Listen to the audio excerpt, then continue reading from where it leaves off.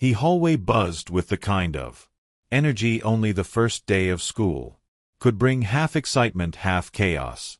But none of that mattered to 8-year-old Emma Parker as she stepped through the front doors of Brooklyn Elementary. Her small fingers curled tightly around the strap of her backpack, her other hand adjusting the tiny device clipped behind her ear, her hearing aid, her lifeline, and also her target. Children laughed and chattered all around her, but Emma couldn't catch most of it, just blurred noises, muffled tones she had grown used to the isolation, though that didn't make it any easier. Her blue eyes flicked from one unfamiliar face to another, searching for safety, for kindness, but finding only sideways glances and stifled whispers. Ashley Moore stood near the locker, arms crossed, surrounded by two girls who seemed to laugh just a second too loudly. Ashley was tall for her age, confident and unmistakably in charge. Her gaze locked onto Emma's hearing aid, almost immediately her lips curving into a smirk that carried too much cruelty. For a fourth grader, Emma tried to pass unnoticed, heading to the cafeteria where her grandmother had packed her favorite lunch in a neat pink bento box: rice balls shaped like bears and a tiny note that read, "You're brave, love, Nana." She hadn't even opened the lid when Ashley's hands swept across the table, knocking it to the ground. Rice scattered across the floor like fallen petals. A stunned silence followed, and Emma stood frozen, her tears burning with humiliation, her hands trembling as tears welled up. That was the exact moment the glass doors at the front of the school flung open and Max appeared, a massive German shepherd with deep amber eyes and a presence that instantly quieted the room. Max didn't bark, he didn't growl, he simply walked forward with slow, deliberate steps, straight toward Emma. Gasps rippled through the cafeteria as Max entered, his thick fur matted slightly from morning dew, his massive frame nearly filling the doorway. The overhead lights caught the silver strands along his muzzle, the quiet power in his step, and something in his eyes, something ancient, watchful and full of intent. Ashley backed up instinctively, her smirk faltering for the first time. Her friends clutched at her sleeves, suddenly unsure. Max didn't bark or bare his teeth. He didn't need to. He stopped just in front of Emma, positioning his body sideways between her and the others, his tail still, his head slightly lowered, protective, unyielding. Emma blinked in disbelief, wiping her tears with the back of her sleeve. "Max," she whispered. The giant shepherd turned his head to look at her as if answering. "I'm here." From the hallway a teacher hurried in, breath catching at the sight. "Who dog is this?" she called out, half panicked already, ready, reaching for her walkie-talkie. Emma took a breath and stepped forward. "He's mine," she said, her voice soft but steady. "His name is Max. He's my service dog." It wasn't entirely true. Max hadn't been officially registered, not yet, but he was her protector, her companion, the last gift from her mom, Caroline, before the cancer took her away. Max had never left Emma's side since. The room remained silent as Max calmly nudged his nose against Emma's hand, ignoring the scattered lunch around them. The moment felt strangely sacred. One girl, one dog, and a whole cafeteria full of eyes suddenly seeing something different. Max wasn't just a pet, he was her guardian, and today, for the first time, Emma wasn't alone. The buzz of excitement filled the school gymnasium as folding tables lined the walls, each one topped with colorful posters, bubbling volcano models, and solar system mobiles hanging by thread. The Brooklyn Elementary Science Fair had finally arrived, and for Emma Parker it meant everything. Her project stood proudly near the center. "Do dogs feel what we feel?" The display board was neatly arranged with hand-drawn charts, graphs of heart rate data, and photos of Max responding to her emotions, nuzzling her when she cried, placing his head in her lap when she was anxious. Each Interaction was tracked and recorded. It was more than a project, it was her truth. Ashley hovered near the snack table, watching with narrowed eyes. She hadn't spoken much to Emma since the cafeteria, but Emma could feel the stares, the heat of silent resentment when a group of students stopped to admire her project and ask about Max. Emma smiled shyly, pride blooming on her face. That's when it happened. While Emma stepped away to speak to a teacher about her presentation schedule, someone unseen ripped one of her graphs down the middle.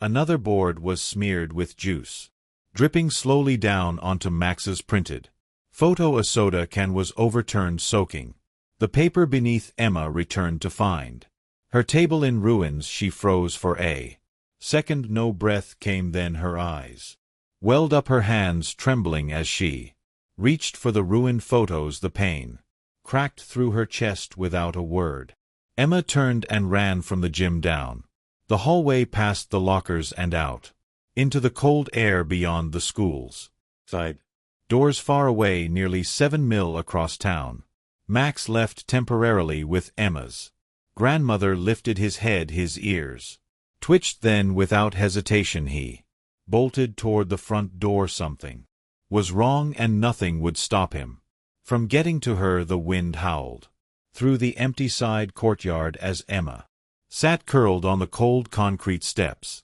her back pressed to the brick wall, her knees drawn tightly to her chest. Tears streaked her cheeks, but she made no sound, not even a sob. She was used to silence. Most of her world already lived in it. She didn't hear the rustling from the far end of the yard. She didn't hear the click of claws against pavement, but she felt it. Emma looked up just as Max bounded around the corner, fur bristling, tongue-lang, eyes locked on her like a missile guided by pure instinct. 7 miles, 4 fences, 1 busy road. Somehow he had made it. He skidded to a stop in front of her, nosing her arm, then her face, as if counting the tears. Then he laid down beside her, pressing his warm side against her trembling frame. How did you?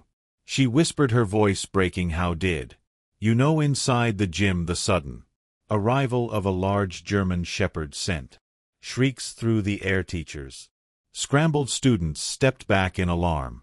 But Max didn't care. He pushed through the crowd with quiet determination, ignoring the chaos around him until he stood in front of Emma's ruined project display. He sat down, not in panic, not in protest, but in protest of pain, in solidarity. Mrs. Carlson, the science teacher, approached cautiously. Is this Emma's dog? She asked, glancing between Max and the shredded project board. Ashley stood frozen nearby, the color draining from her face. Max didn't bark.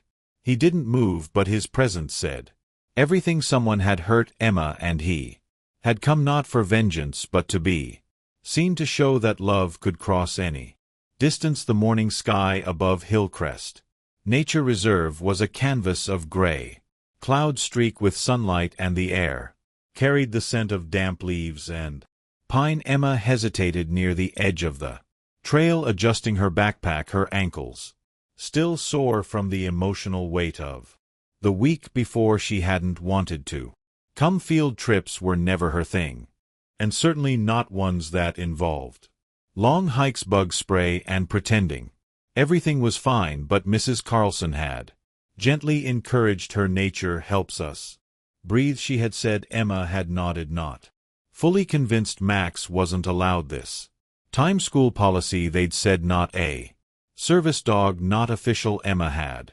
protested, but in the end she came alone. Ashley walked a few paces ahead, chatting loudly, tossing glances back at Emma, like daring glances thrown over a shoulder. It hadn't stopped, not really at AR rest, stopped deep into the forest path. The group gathered to eat. Emma found a quiet rock beneath a tall tree and unwrapped her sandwich. Ashley walked by, her voice low enough for only Emma to hear. Should have brought your bodyguard. Freak. Emma said nothing. She was tired of fighting battles no one else could hear. But as the group prepared to move again, Then a scuffle broke out loud sudden. Unbalanced, Ashley turned annoyed. "You're in my way again." Emma tried to step back, but her foot caught on a route before she could find her balance. Ashley shoved her too hard. Emma tumbled to the ground, her ankle twisting at a cruel angle, a sharp cry escaping her lips as pain surged through her leg. The rest of the group had already started walking. No one saw her fall by the time Emma opened her eyes again. The forest around her was silent. The laughter of her classmates faded into the trees, and she was alone. The sun dipped lower behind the trees, casting long shadows across the forest floor. Emma lay motionless on a bed of damp leaves, her face pale, her breath shallow. Her twisted ankle throbbed with every heartbeat, and the pain had spread like fire through her small frame. She tried calling out once, twice, but her voice barely carried. No one came. Somewhere far from Hillcrest, Max stirred.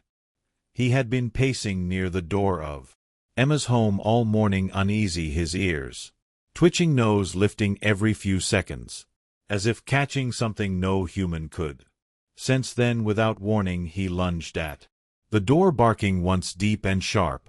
Emma's grandmother reached for her coat, but before she could stop him, Max bolted through the side gate and into the street, running like he knew exactly where to go, through traffic, across field, down winding gravel paths, 7 miles of instinct and love. By the time the park ranger received the call about a lost student, Max had already slipped through the edge of the reserve, nose to the ground, weaving through pine and bramble, each step faster than the last. Emma was drifting in and out of consciousness when she felt it, a soft nudge against her hand. Her eyes fluttered open to see Max's familiar face above her, his eyes wide and glistening. "Max," she whispered, barely audible. Your cheek once, then turned, barking sharply, 1, 2, 3, urgent calls, not wild, not panicked, purposeful, like a signal flare in the form of sound.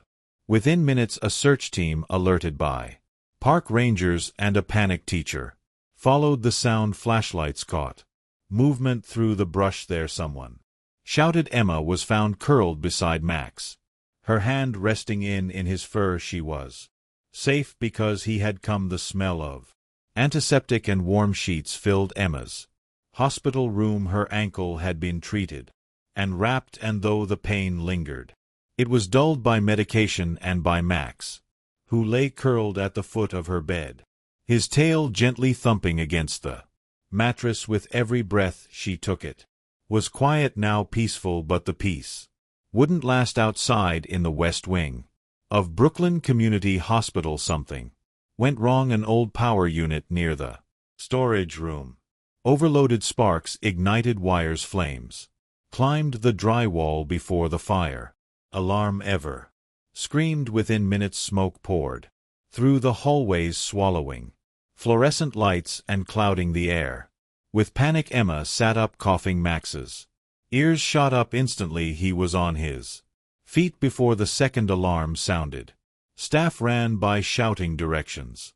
"Evacuate, get to the stairwell." But in the fusion, doors slammed, pathways closed, and chaos took hold 2 floors away. Ashley Moore had just been released from minor surgery for appendicitis, alone in a supply room, still drowsy from anesthesia.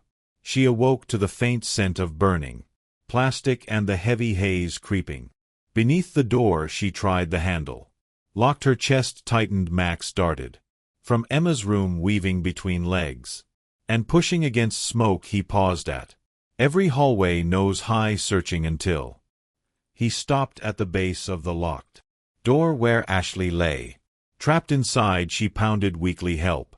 Her voice cracked. "Please, somebody." Max barked loud, urgent. He scratched at the base, pacing. A nurse turned the corner. "There's someone in there," she shouted. A janitor rushed with keys. The door flew open and thick smoke rolled out. Ashley stumbled forward and froze. Max stood in front of her as if waiting.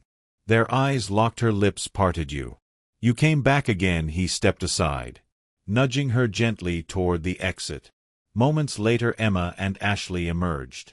Side by side through the emergency tunnel beneath the hospital led by Max's steady paw and quiet bravery that night. As flames were extinguished and fear settled into reflection, a shift occurred. Ashley saw not just a dog but a rescuer. And for the first time she saw Emma too.